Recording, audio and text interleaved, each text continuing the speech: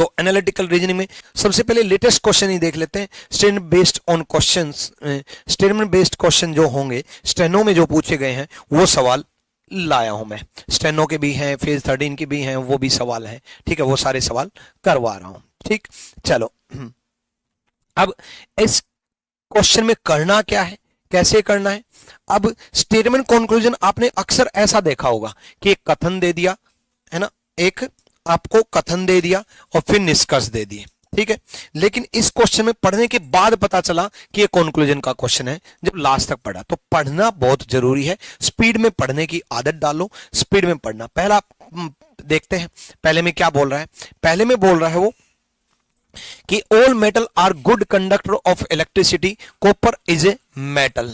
सभी धातुएं विद्युत की सुचालक होती हैं और तांबा एक धातु है। इस बात से एक बात तो पता चलेगी कि सभी की सभी धातु जो है ना इलेक्ट्रिसिटी के गुड कंडक्टर हैं, और कॉपर एक धातु है तो मतलब कॉपर भी अच्छी कंडक्टर में कहलाएगी, क्योंकि सारी की सारी धातु बोल दिया। ठीक है, तो which conclusion can be drawn, copper is not conductor. भाई जब सभी धातु बोल दिया तो नॉट कंडक्टर कैसे हो सकता है? सभी धातु बोल दिया तो कॉपर भी एक धातु है, तो कॉपर भी कंडक्टर है, पहला गलत। ठीक है, copper is a metal only, copper metal है वो तो दे ही रखा है ना। अब आप कहोगे मेटल ओनली, वो दे ही रखा तो ये तो सही होना चाहिए। आपके मन में आएगा कि कॉपर इज ए मेटल दे रखा, copper is a metal only. भाई कॉपर मेटल तो है, लेकिन लेकिन लेकिन तांबा केवल एक धातु है, कंडक्टर ऑफ इलेक्ट्रिसिटी। इसका यूज होगा कि नहीं होगा, सारे कंक्लूजन पढ़ेंगे तब जाकर के पता चलेगा। Copper is a poor conductor, poor conductor तो नहीं हो सकता। Copper is a good conductor, copper metal तो है लेकिन केवल की वजह से गलत हो गया, पहली चीज। दूसरी चीज, कॉपर एक अच्छा कंडक्टर है, ये इस दोनों स्टेटमेंट का यूज से आ रहा है कि सारी की सारी धातुएं गुड कंडक्टर हैं, और कॉपर मेटल है तो कॉपर भी गुड कंडक्टर है। तो D is the right answer, D सही जवाब होगा, डी इसका आंसर है। आप जवाब भी देते जाइए साथ साथ में। ठीक है, तो ये तो आसान सवाल लगा होगा आपको, कोई दिक्कत नहीं है। अगला सवाल की तरफ बढ़ते हैं। Advertisement on social media have more reach than print media. Social media पर विज्ञापनों की पहुंच प्रिंट मीडिया से ज्यादा होती है। ये बोल रहा है सोशल मीडिया को ज्यादा तवज्जो दे रहा है स्टेटमेंट में, और स्टेटमेंट एक यूनिवर्सल फैक्ट होता है। स्टेटमेंट में अगर कुछ बात बोल दी तो वो सत्य है। ठीक है, पहला, social media is more effective than print media for advertisement. विज्ञापन के लिए सोशल मीडिया प्रिंट मीडिया से ज्यादा प्रभावी है, ज्यादा प्रभावी है, मोर इफेक्टिव है। बिल्कुल मोर इफेक्टिव बोल दिया तो मोर रीच बोला है, तो ज्यादा रीच है तो ज्यादा इफेक्टिव भी है। अगर किसी चीज की रीच ज्यादा है तो उसका इफेक्ट भी ज्यादा पड़ा है, तो इफेक्टिव भी ज्यादा है, तो पहला बिल्कुल सही है। ठीक है, विज्ञापन सोशल मीडिया प्रिंट मीडिया से ज्यादा प्रभावी है, हाँ बिल्कुल ज्यादा प्रभावी है। दूसरा, print media is absolute, print media अप्रचलित है। अप्रचलित थोड़ी ना भाई, ज्यादा रीच जिसकी हो अप्रचलित कैसे हो सकता है? ठीक है ना, सॉरी सोशल मीडिया के बारे में नहीं बोला, प्रिंट मीडिया के बारे में बोल रहा। चलो, लेकिन अब आप बोलोगे लेकिन अप्रचलित प्रिंट मीडिया का भी नहीं बोल सकते। ऐसा तो नहीं ना कि प्रिंट मीडिया का यूज ही नहीं है, कोई न्यूज़पेपर पढ़ ही नहीं रहा, कोई मैगजीन्स पढ़ ही नहीं रहा, प्रिंट मीडिया को देख ही नहीं रहे, ऐसा भी नहीं सोच सकते ना। प्रिंट मीडिया एब्सोल्यूट है या नहीं है, इसका कथन में कहीं जिक्र भी नहीं है। स्टेटमेंट में प्रिंट मीडिया एब्सोल्यूट है या नहीं, ठीक है, इसका कहीं पर जिक्र भी नहीं है। ठीक है, तो प्रिंट मीडिया से ज्यादा सोशल मीडिया है, इसका जिक्र है। प्रिंट मीडिया अप्रचलित है, इसके बारे में नहीं दे रखा। ठीक है, यानी कि दूसरा गलत है। ये चैप्टर आपको थिंकिंग बेस्ड करने होते हैं, सोच करके जवाब देना होता है। तो आपको सोचना है, स्टेटमेंट के अकॉर्डिंग सोचना है। नेवर कंपेयर और रिलेट विद अदर्स, कभी भी दूसरे से कंपेयर या रिलेट नहीं कर सकते। दूसरी चीज, स्टेटमेंट बेस्ड होते हैं तो स्टेटमेंट के कथन के अनुसार हमें कंक्लूजन, निष्कर्ष निकालना होता है। अजम्पशन या conclusion, assumption is assumed situation या conclusion is a concluded situation of the given statement, दिए हुए कथन में से ही निकाला जाता है। ठीक है, तो दूसरा गलत है। बहुत अच्छी क्लास आज की जाने वाली है और आज की क्लास बहुत महत्वपूर्ण होने वाली है। आज की क्लास आपकी लाइफ की सबसे महत्वपूर्ण क्लास होने वाली है, क्योंकि इन चैप्टर में सबसे ज्यादा डर लगता है बच्चे को और आज वो डर खत्म करना है। लेकिन तब फायदा होगा जब वीडियो को पूरा देखोगे, तब फायदा होगा जब हर बात को समझोगे, तब आपको सीखने को मिलेगा। तो जरूर सुनते जाएं, समझते जाएं। चलो जल्दी बताओ। ये भी स्टेनो में आया था, इतनी बड़ी बड़ी कथन आने लग गए। ठीक है,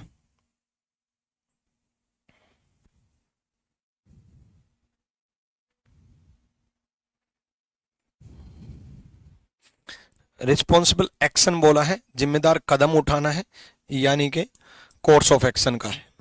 ठीक है, इनमें से कोई एक एक्शन उठाना है आपको। ठीक, चलो आ जाओ। आप एक व्यस्त सुपरमार्केट में खरीदारी कर रहे हैं और देखते हैं कि मैं हिंदी में पहले क्यों पढ़ रहा हूं।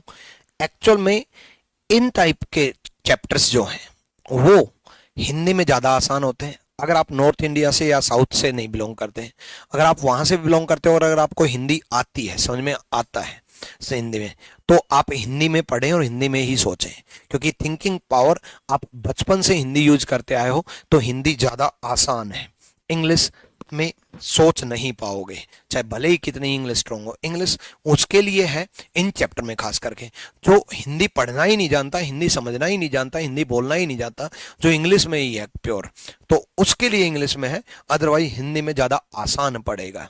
ठीक है, तो आप एक व्यस्त सुपरमार्केट में खरीदारी कर रहे हैं, ऐसी फीलिंग करना कि सुपरमार्केट में चले गए और देखते हैं कि एक व्यक्ति बिना स्कैन किए या भुगतान किए एक छोटी सस्ती वस्तु को जल्दी से अपने बैग में डाल रहा है। आपने देख लिया कि एक व्यक्ति ने सुपरमार्केट में है, ना उसने स्कैन किया, ना उसका पैसा दिया और बैग में डाल लिया, मतलब चोरी करने के फिराक में है, छोटी सी वस्तु है ना। स्टोर में कर्मचारियों की कमी दिखाई देती है, आपको पता चल गया कि स्टोर में कर्मचारी जो है वो कम है, जिसकी वजह से नजर नहीं पड़ रही। ये आपके साथ घटना हो रही है। ठीक है, उसके बाद दिखाई देती है और कोई भी सुरक्षा कर्मी तुरंत दिखाई नहीं देता है, आपको सिक्योरिटी गार्ड भी नहीं दिखाई दे रहा है। ठीक है, ये सिचुएशन है। ये मत फील करने लग जाना कि वो पर्सन मैं ही हूं, मैं ही बैग में डाल रहा हूं। आप देखने वाले हो, कोई और डाल रहा है। ठीक है, चलो अब इस स्थिति में कौन सा आप एक्शन लोगे? पहला, सीधे उस व्यक्ति से बात करें और उस वस्तु के लिए भुगतान करने की मांग करें। आप डायरेक्ट उस पर्सन को टोक दें, भाई ये तुम क्या कर रहे हो। अब आप कहोगे सर ये तो बड़ा बढ़िया एक्शन है, भाई कोई गलत कर रहा है तो उसको रोको, है ना। उसको रोक दिया, टोक दिया और पेमेंट करवा दी। भाई ये आपने पर्सनल दुश्मनी ले ली। आप एक अननोन पर्सन को देख रहे हो, उसको जाकर के टोक रहे हो। चोर ऊपर से वो क्रिमिनल मिला तो आप उससे झगड़ा कर रहे हो। ठीक है वो आपको कह देगा आपको क्या मतलब। ठीक है, तो आप ऐसा एक्शन नहीं ले सकते। आप कोई भी ऐसा एक्शन नहीं ले सकते जिससे सोसाइटी पे गलत प्रभाव पड़े। आप कोई भी ऐसा एक्शन नहीं ले सकते जिससे आप पर्सनली दुश्मनी बने या पर्सनली दोस्ती भी बने। पर्सनल लेवल पे आप कोई भी एक्शन नहीं ले सकते। तो पहला एक्शन नहीं लूंगा, मैं होता तो नहीं लेता। दूसरा, इस घटना को नजरअंदाज करें क्योंकि यह एक छोटी सी वस्तु है और आपकी जिम्मेदारी नहीं है। मैंने आपको क्या कहा, कोई भी आपको ऐसा एक्शन भी नहीं लेना जिससे सोसाइटी पर गलत प्रभाव पड़े। आप नजरअंदाज भी नहीं करोगे। यार बेशक वस्तु छोटी हो, आज वो छोटा चोर है कल को बड़ा चोर बनेगा, तो ये भी गलत। मैं तो ऐसा भी एक्शन नहीं लूंगा, नजरअंदाज कर दूंगा। हालांकि ज्यादातर प्रैक्टिकल लाइफ में यही करते हैं कि छोड़ो ना यार, स्टोर वाले देखेंगे और उसकी पर्सनल देखेंगे। कई तो मुस्कुरा करके टाल देते हैं कि ठीक है ले गया ले गया है।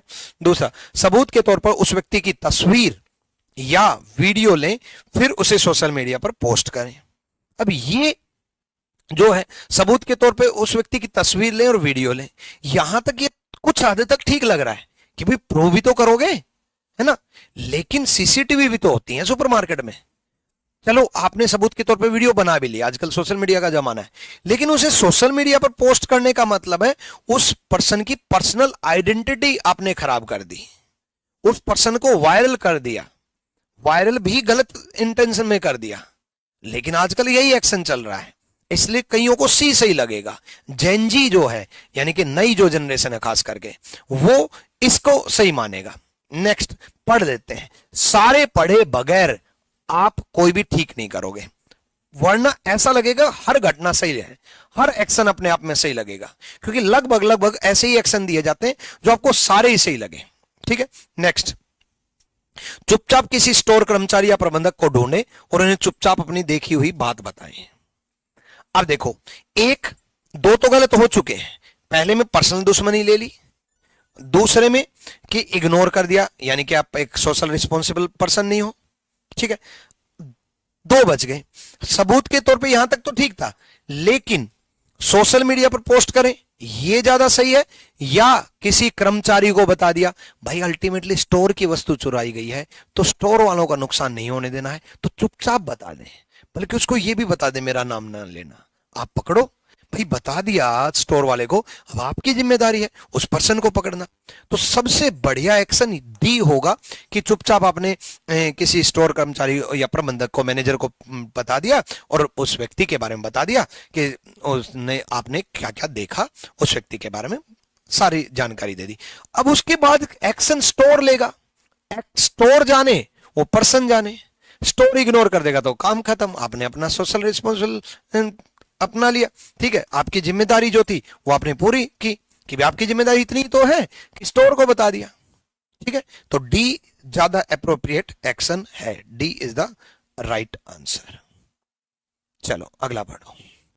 आप ऑनलाइन फॉर्म ब्राउज करते हैं और गलती से एक सार्वजनिक रूप से सुलभ क्लाउड स्टोरेज फोल्डर के लिंक पर पहुंच जाते हैं। ठीक है, online forum and accidentally stable into A link publicly accessible cloud storage में आप पहुंच गए। ठीक है, किसी का क्लाउड स्टोरेज होगा। ठीक है, उस पर क्लिक करने पर आपको पता चलता है कि उसमें सैकड़ों दस्तावेज हैं, प्रूफ आपको मिल गए, जो विभिन्न व्यक्तियों से संबंधित संवेदनशील व्यक्तिगत डेटा जैसे स्कैन किए हुए पासपोर्ट, उपयोगिता बिल, कर दस्तावेज, टैक्स से रिलेटेड डॉक्यूमेंट, ठीक है, आपको मिलते हैं, जो एक बड़ी गोपनीयता चूक का संकेत देता है कि कोई गलती से मतलब लॉगिन किया था क्लाउड स्टोरेज का, है ना, और वो लॉगिन रह गया। ठीक है, इस स्थिति में निम्नलिखित में से कौन सा सबसे नैतिक और जिम्मेदाराना कदम होगा? पहला, प्लेटफॉर्म के व्यवस्थापक या संबंधित साइबर सुरक्षा प्राधिकरण को तुरंत इस भेद्यता की सूचना दें और फाइलों को आगे एक्सेस करने से बचें। Immediately report to the vulnerability to the platform's administrator and relevant cyber security authority and avoid accessing the file further। आप उन फाइल्स को ना यूज करें, ना मिसयूज करें, ना देखें। आप उसका जो एडमिनिस्ट्रेटिव है, जो उसके रिलेटेड जो है प्लेटफॉर्म जिसमें भी आपने देखा, उसको सूचना करें और साइबर सिक्योरिटी को सूचना करें। अब सबसे जिम्मेदाराना स्टेप लगेगा ये मेरे को, लेकिन मैंने फिर भी ये कहा कि जब तक सारे ना पढ़ लो तब तक ठीक मत करना। एक्यूरेट मुझे यही लग रहा है अभी तक। नेक्स्ट, फोल्डर को पूरी तरह से अनदेखा करें क्योंकि वह आपका डेटा नहीं और आप इसमें शामिल नहीं होना चाहते हैं। कि इग्नोर कर दो, नहीं, इग्नोर करना जिम्मेदाराना स्टेप नहीं है, गलत। फाइलों को सहेजने के लिए डाउनलोड करें, फिर तो आप मिसयूज भी करोगे। आप क्यों यूज करोगे, किसी और का डेटा ये यहीं से हो गया। ठीक है, लिंक को कॉपी करो और इसे सोशल मीडिया पर, ये तो बिल्कुल ही आइडेंटिटी वायरल कर दी, तो यानी कि ए इज द राइट आंसर, ए सही जवाब है। ठीक है, नेक्स्ट क्वेश्चन की तरफ बढ़ते हैं। अगला देखो, नैतिक व्यवहार विश्वास को बढ़ावा देता है लेकिन लाभप्रदता अक्सर परिचालन दक्षता पर भी निर्भर करती है। अब मैंने कहा कि ये हिंदी में सबसे बेहतर होता है, बट कुछ हिंदी के वर्ड ऐसे होते हैं जो हिंदी मीडियम को भी समझ में नहीं आते हैं। जैसे मैं पढ़ा रहा हूं, ठीक है, मुझे तो चलो पढ़ाने का एक्सपीरियंस हो गया, इस वजह से इन चीजों का पता है, लेकिन कुछ वर्ड ऐसे हैं, लाभप्रदता, परिचालन दक्षता, तो जो आपको हिंदी में भी टिपिकल लगेंगे। तो ऐसे केस में उन वर्ड्स को जरूर इंग्लिश में देख लें। Ethical behaviour foster trust but profitability often relies on operational efficiency as well. देखो, पहली चीज तो एथिकल बिहेवियर के बारे में बोल रखा है। नैतिक व्यवहार विश्वास को बढ़ावा देता है। ठीक है, जो एथिकली बोलते नहीं है कि यार आप एथिकली गलत हो, एथिक्स गलत है ना। नैतिक जिम्मेदारी, नैतिक व्यवहार जो है, एथिक्स जिस इंसान के गलत हो, तो एथिक्स जिसके सही हो, एथिकल बिहेवियर मतलब जिसके एथिक्स सही हो, जो सही हो, नैतिक व्यवहार हो, एक अच्छा इंसान हो, विश्वास को बढ़ावा देता है। ठीक है, ट्रस्ट बढ़ता है, लेकिन लाभप्रदता अक्सर परिचालन दक्षता, profitability often relies on operational efficiency as well, operational efficiency पर भी निर्भर करता है। तो पहला, ethical behaviour is not sufficient for profitability, लाभप्रदता के लिए नैतिक व्यवहार पर्याप्त नहीं है, पर्याप्त तो नहीं है, पर्याप्त नहीं है, सफिशिएंट नहीं है, यानी कि नैतिक व्यवहार जो है, ठीक है, वो इसके लिए सफिशिएंट नहीं। क्यों? क्योंकि profitability often relies on operational efficiency as well बोला है, इस पर भी निर्भर करता है, इस पर भी निर्भर करता है, ठीक है। तो सफिशिएंट तो नहीं है, तो पहला तो सही हुआ, पहला तो बिल्कुल सही हुआ, ठीक है। नेक्स्ट, क्लियर है? नेक्स्ट देखो, operational efficiency is required for trust, विश्वास के लिए परिचालन दक्षता आवश्यक है, ये है नहीं है, इसके बारे में स्टेटमेंट में जिक्र नहीं है, यानी कि फर्स्ट फॉलो, पहला सही है, फर्स्ट, केवल फर्स्ट सही है, ठीक है। अगला पढ़ो जल्दी से, सबसे लेटेस्ट सवाल होने जा रहे हैं भाई। ऑनलाइन शिक्षा ने छात्रों की भागीदारी बढ़ाई है, online learning has increase student participation, बिल्कुल छात्रों की भागीदारी तो बढ़ाई है भाई। अभी देख लो ऑनलाइन में कितने सारे पढ़ रहे हैं, और जब तक वीडियो खत्म होगी लगभग 50,000 या 1 लाख बच्चे पढ़ चुके होंगे। अब 50,000 या 1 लाख बच्चे ऑफलाइन में तो पॉसिबल ही नहीं है एक साथ पढ़ाना है? मेरा बैच जो है वो, मतलब कोविड से पहले सिर्फ ऑफलाइन चलता था, तब मैक्सिमम 2-2,500 स्टूडेंट होते थे, 1 लाख तो पॉसिबल नहीं है। तो बिल्कुल स्टूडेंट पार्टिसिपेशन तो बढ़ा है ऑनलाइन में, पहला। तो दूसरी चीज, ये तो बात हो गई, हाँ सत्य बोल रहा है।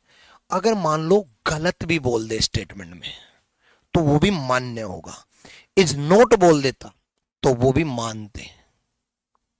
ये बोल दे स्टेटमेंट में कि एसएससी चेयरमैन बिल्कुल ईमानदार है, तो वो आप मान लेना, मान लेना भाई, क्योंकि स्टेटमेंट में बोला है, ठीक है।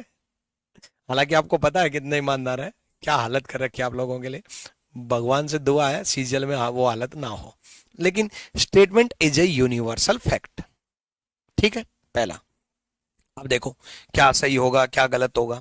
Student did not participate in physical classes, मैंने आपको क्या बोला, नेवर कंपेयर और रिलेट विद अदर्स, कभी भी किसी दूसरे से कंपेयर और रिलेट नहीं करना। स्टेटमेंट किसके बारे में है, ऑनलाइन क्लासेस के बारे में, ऑनलाइन लर्निंग के बारे में। कंक्लूजन किसके बारे में बोल रहा है, फिजिकल क्लासेस के बारे में, ऑफलाइन क्लासेस के बारे में। तो ऑफलाइन क्लासेस के बारे में आपको सोचना ही नहीं है, ठीक है। तो student did not participate, participate करते हैं या नहीं करते इसके बारे में आप कुछ नहीं कह सकते, तो कंक्लूजन करना ही नहीं है। नोट नहीं होता ना, ये लिखा होता student participate in physical classes, तो भी गलत होता, क्योंकि फिजिकल क्लासेस के बारे में स्टेटमेंट नहीं है। तो जिसके बारे में स्टेटमेंट ना हो उसके बारे में नहीं सोचना, ना पॉजिटिव सोचना ना नेगेटिव सोचना, कुछ नहीं सोचना, उसके बारे में बात ही नहीं करनी, मुद्दे पे बात करनी है, ठीक है। पहला गलत। दूसरा, technology help in engaging student, प्रौद्योगिकी छात्रों को जोड़ने में मदद करती है। अब ऑनलाइन क्लासेस के लिए टेक्नोलॉजी की तो जरूरत है, जैसे मैं दिल्ली मुखर्जी नगर में अभी हूं और आप अलग अलग स्टेट से पढ़ रहे हो, एक बार कमेंट करके बताना कौन से स्टेट से पढ़ रहे हो। कोई हरियाणा में बैठा है, कोई राजस्थान में बैठा है, कोई उत्तर प्रदेश में बैठा है, कोई बिहार में बैठा है, कोई मध्य प्रदेश में, कोई महाराष्ट्र में, कोई तमिलनाडु में, कोई ईस्ट इंडिया, कोई कहीं कहीं, कोई साउथ इंडिया में पढ़ रहा है, कहीं कहीं पढ़ रहे हैं। अब ये सब किस वजह से, इंटरनेट की वजह से, जो यूट्यूब ने टेक्नोलॉजी दी उसकी वजह से, जिसकी वजह से लाइव आप आ रहे हैं। ये पूरा सिस्टम ताम झाम जो लगा हुआ है, डिजिटल बोर्ड लगा हुआ है, उसकी वजह से, तो टेक्नोलॉजी की वजह से हो पाई ना, है ना। तो टेक्नोलॉजी की वजह से हो पाई, तो technology helps engaging student, student को एंगेज करने में मदद करता है, और इसी के बारे में ऑनलाइन क्लासेस के बारे में जिक्र है। तो दूसरा सही, only second, A is the right answer, ठीक है। डन है भाई।